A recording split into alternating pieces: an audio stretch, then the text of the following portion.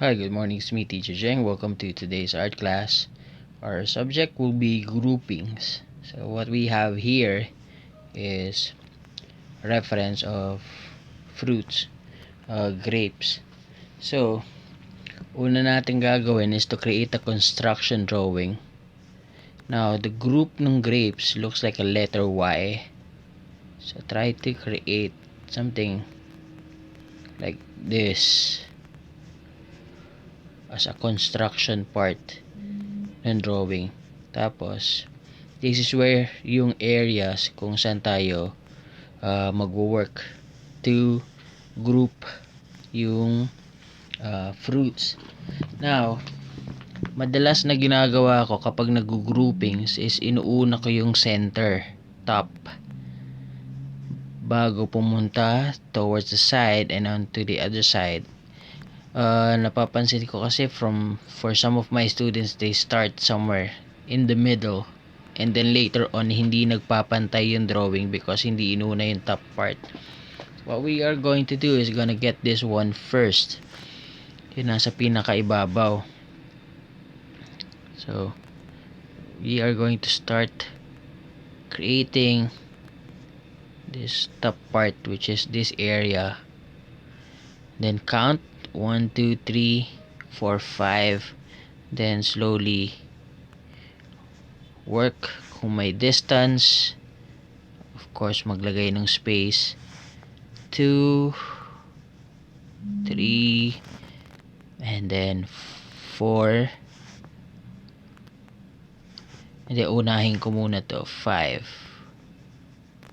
So after ko makuha siya and then i-balance yung flow, gonna start working naman onto the other side. So 1, 2, 3, and 4. So after this one, lalagay ako dito for the 2, which is this area.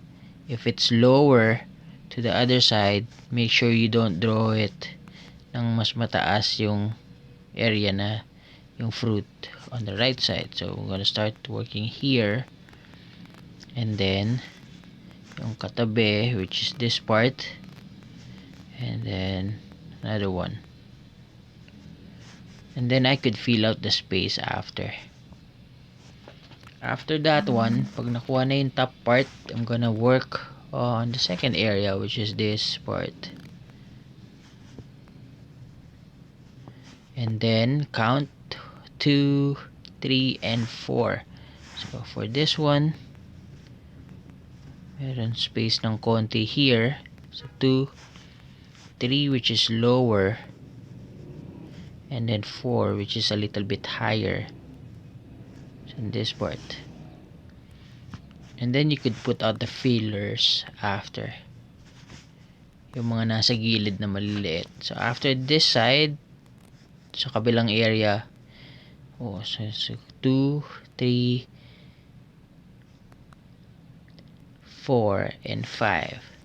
So gagawa ko dito ng isa, which is the second layer. Tapos yung katapat niya, which is the 3, this part, and then 4, and then 5.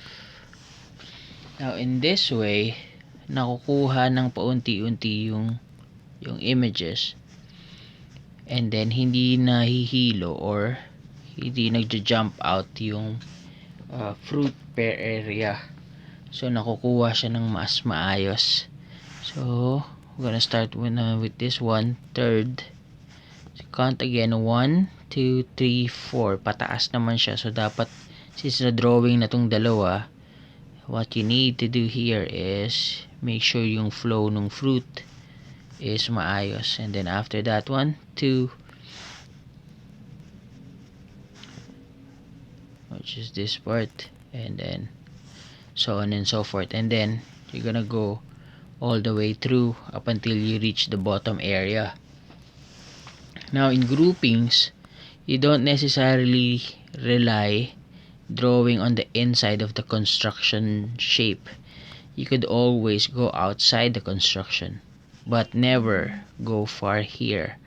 Either you adjust on the inside or slightly outside the construction drawing. So nare-retain pa rin yung general shape, which is a letter Y if you look at it properly. And then you could just on the sides, of course, you could just always adjust. Doesn't necessarily need that it's way too out or way too under. Just make it close lang to the construction drawing. And then of course you're going to ask, what about the shadings? The shadings are very similar to the last week's lesson, which is the water drop or the dew drop. The difference lang is clear yung sa dew drop. Sa fruit, which is a grape, hindi siya masyadong clear. So medyo mas solid yung shape. But the tonal value practice are always the same. So you start from dark going to light. So kung mag-sample ka here, start with the base, and then leave some areas for the light parts. And then of course I'm gonna continuously work on the darker portions or yung areas na may mga dark tones and values.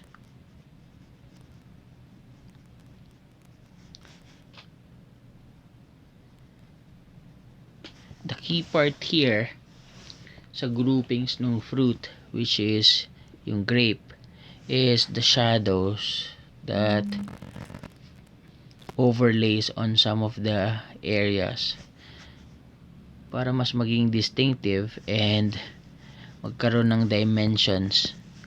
If you notice on this area, mas prominent yung shadow, so you need to pay attention to the shadows para magkaroon ng illusion na naka-overlay yung images rather than just being side to side by each other. Kasi what you need is an underlay and an overlap of fruits to be able to determine yung pagkakagroup niya from the top part to the lower areas.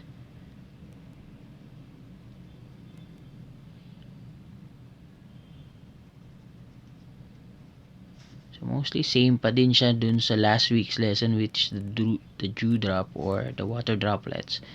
It's just mas solidify lang yung image because mas translucent kasi yung water kumpara sa fruit, but it's almost the same in terms of principles and the way to do it.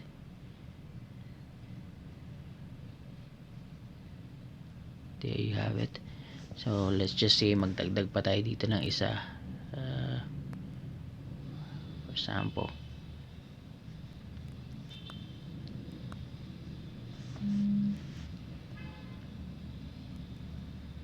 And then dito naman yung shadow niya.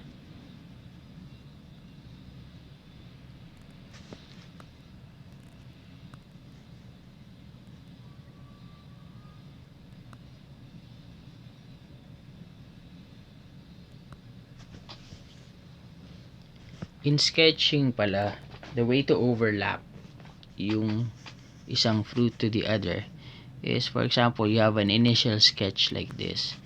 If this one will overlap, what I will do is darken yung corner line or yung edge, so I could create an illusion that this one's underneath this area, this fruit. So kung gusto mo naman na yung isa yung naka-overlay, what you do then is baliktad naman yung process para ito naman yung nasa loob. So kung ano yung mas makapal na line compared to sa mas manipis na line, yun yung nasa ibabaw, or draw the subject that's on top of the other subject. So this is Teacher Jeng. I hope you learned something from a simple lesson for the week. we'll be back next Monday and do another lesson. If you have questions, just comment your comment down below on our YouTube page, and I will be answering them as I as soon as we don't have art classes to teach. So up until then, may everyone have a wonderful week. This is Teacher Jeng of Studio and Delino and World of Arts. Love and peace.